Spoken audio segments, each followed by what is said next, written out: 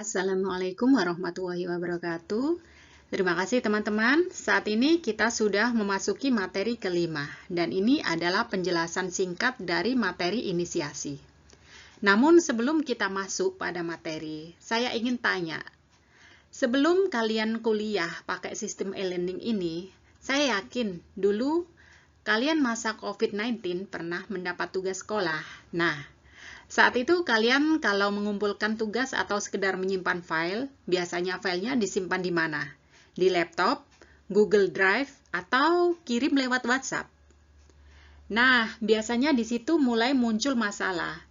File versi mana yang paling baru? Siapa yang terakhir edit? Kadang ada file yang tertimpa, bahkan hilang. Itu artinya kita belum punya sistem pengelolaan yang baik. Di dunia teknologi, khususnya pengembangan software, masalah seperti itu tidak bisa dibiarkan, karena satu kesalahan kecil saja bisa berdampak besar. Nah, untuk itulah digunakan yang namanya repository. Kalau saya sederhanakan, repository itu seperti gudang pintar. Bukan cuma menyimpan, tapi juga mencatat siapa yang mengubah apa, kapan, dan bagaimana. Jadi bukan sekedar tempat penyimpanan, tapi sistem yang mengatur kolaborasi. Oke, sekarang kita mulai dari dasar dulu. Apa itu repository? Di slide ini dijelaskan bahwa repository adalah gudang penyimpanan terpusat yang menyimpan data, kode, dokumentasi, dan aset digital lainnya dalam satu lokasi yang terorganisir. Jadi bayangkan kalian punya satu tempat khusus yang rapi, di mana semua file proyek disimpan dengan struktur yang jelas. Tapi bukan hanya itu, repository juga memungkinkan tim untuk berkolaborasi secara efisien, melacak perubahan, dan menjaga versi file tetap konsisten. Nah, ini yang membedakan repository dengan sekedar folder biasa. Kalau folder biasa hanya menyimpan file, repository mengingat sejarahnya. Analogi sederhananya, repository itu seperti Google Docs, tapi jauh lebih canggih. Setiap perubahan tercatat, bisa dilihat siapa yang mengedit, bahkan bisa kembali ke versi sebelumnya kalau terjadi kesalahan. Jadi, repository bukan hanya tempat penyimpanan, tapi juga sistem kontrol dan kolaborasi. Di slide ini kita melihat kenapa repository itu penting. Pertama adalah kontrol versi, yaitu kemampuan untuk menyimpan riwayat perubahan. Jadi kalau kalian salah edit atau ingin kembali ke versi lama, itu bisa dilakukan dengan mudah. Kedua adalah kolaborasi, di mana banyak orang bisa bekerja dalam satu proyek tanpa saling menimpa pekerjaan. Dan ketiga adalah pencarian efisien. Nah, sehingga file ini bisa ditemukan dengan cepat. Dan keempat adalah keamanan, karena ada pengaturan akses dan perlindungan data. Kalau kita analogikan, repository ini seperti buku catatan kelompok yang sangat rapi. Setiap anggota bisa menulis, tapi semua perubahan tercatat. Tidak ada yang hilang dan ada aturan siapa boleh mengakses apa. Jadi, repository membantu tim bekerja lebih terorganisir, mengurangi kesalahan, dan meningkatkan produktivitas. Di sini kita mulai mengenal bahwa repository itu tidak hanya satu jenis. Ada 3 jenis. Pertama yaitu repository kode, seperti Git atau SVN, yang digunakan untuk mengelola source code dan melacak perubahan dalam pengembangan software. Kedua, ada repository dokumen, yang digunakan untuk menyimpan dokumen seperti laporan, manual, atau dokumentasi teknis. Yang ketiga adalah repository paket yang berisi library atau dependensi seperti npm atau PyPL. Jadi repository ini sangat luas penggunaannya, tidak hanya untuk programmer. Analogi sederhananya ini seperti perpustakaan. Ada bagian buku pelajaran, novel, dan jurnal. Semua disimpan dalam satu sistem, tapi dikelompokkan berdasarkan jenisnya.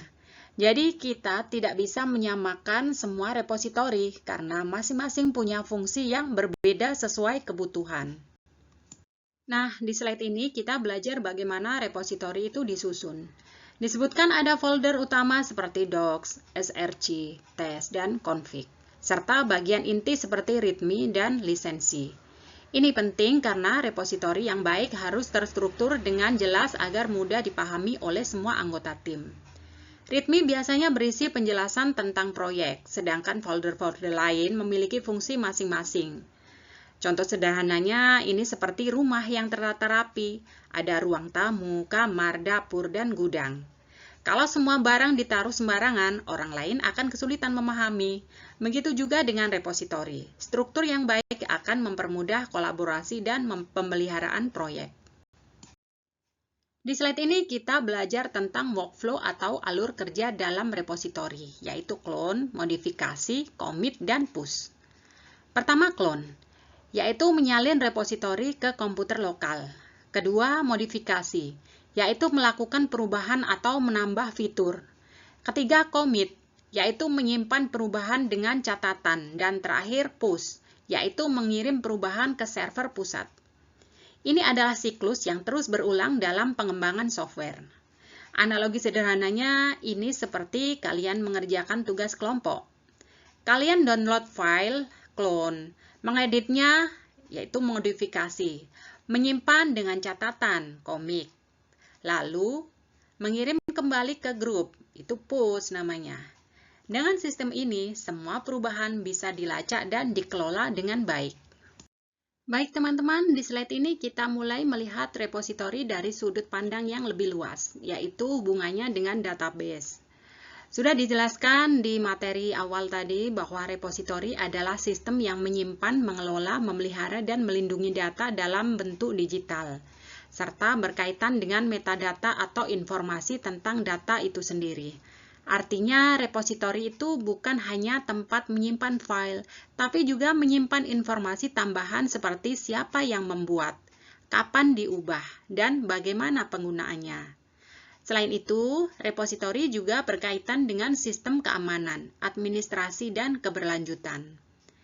Kalau kita contohkan repositori ini seperti perpustakaan modern yang sangat canggih.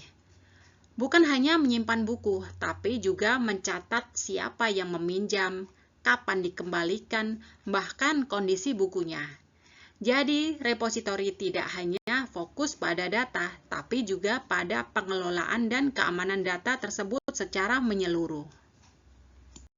Di slide ini kita melihat konsep yang sedikit berbeda, yaitu pemeringkatan webometrik. Ini adalah alat ukur untuk menilai kinerja web, dengan contoh seperti Google, Yahoo, Search, dan Bing. Nah, mungkin kalian bertanya, apa hubungannya dengan repositori? Hubungannya adalah bahwa repositori yang baik biasanya juga memiliki visibilitas di web, sehingga bisa diakses dan dinilai oleh mesin pencari. Artinya, repositori tidak hanya digunakan secara internal, tapi juga bisa menjadi bagian dari ekosistem digital yang lebih luas. Contoh sederhananya ini seperti toko online. Bukan hanya penting produknya, tapi juga seberapa mudah ditemukan di internet. Jadi, repositori yang dikelola dengan baik akan lebih mudah ditemukan, diakses, dan dimanfaatkan oleh orang lain. Nah, ini bagian yang sangat penting, yaitu praktik terbaik dalam menggunakan repositori. Di slide ini dijelaskan beberapa poin seperti penggunaan branching, commit yang tepat, menjaga dokumentasi, melakukan kode review, dan otomatisasi testing. Artinya, menggunakan repositori itu tidak bisa sembarangan. Ada aturan dan strategi agar hasilnya optimal. Misalnya, branching digunakan agar pengembangan fitur tidak mengganggu sistem utama. Commit harus dilakukan secara rutin dengan catatan yang jelas agar mudah dilacak. Dokumentasi harus selalu diperbarui supaya semua anggota tim paham. Kode review dilakukan untuk menjaga kualitas, dan testing otomatis untuk mencegah bug. Analogi sederhananya ini seperti kerja tim dalam proyek besar. Kalau tidak ada aturan, pasti akan kacau. Tapi kalau ada sistem yang jelas, semua bisa berjalan lebih rapi dan efisien. Pada slide ini, kita diberikan kesimpulan bahwa repositori adalah pondasi dalam pengembangan perangkat lunak modern. Repositori membantu meningkatkan produktivitas tim, melindungi kode, memudahkan kolaborasi, dan mengurangi risiko kehilangan data. Ini adalah poin yang sangat penting, karena menunjukkan bahwa repositori bukan hanya alat tambahan, tapi sudah menjadi kebutuhan utama dalam dunia teknologi saat ini. Kalau kita lihat industri sekarang, hampir semua proyek menggunakan repositori sebagai pusat pengelolaan kerja. Jadi memahami repositori bukan lagi pilihan, tapi keharusan. Ini adalah keterampilan dasar yang harus dimiliki oleh siapapun yang ingin terjun ke dunia digital. Baik teman-teman, dari seluruh materi repositori ini kita bisa melihat bahwa teknologi bukan hanya soal membuat sesuatu, tapi juga bagaimana mengelolanya dengan baik. Repositori hadir sebagai solusi untuk mengatur kompleksitas tersebut, mulai dari penyimpanan, kolaborasi, hingga keamanan. Kalau kalian ingin berkembang di dunia teknologi, maka kalian harus mulai terbiasa dengan sistem seperti ini. Karena di dunia kerja nanti, kalian tidak akan bekerja sendiri, tapi dalam tim. Dan repositori adalah rumah bersama bagi pekerjaan kalian. Saya harap setelah ini kalian tidak hanya memahami konsepnya, tapi juga mulai mencoba menggunakannya. Karena kemampuan itu tidak datang dari teori, tapi dari praktik.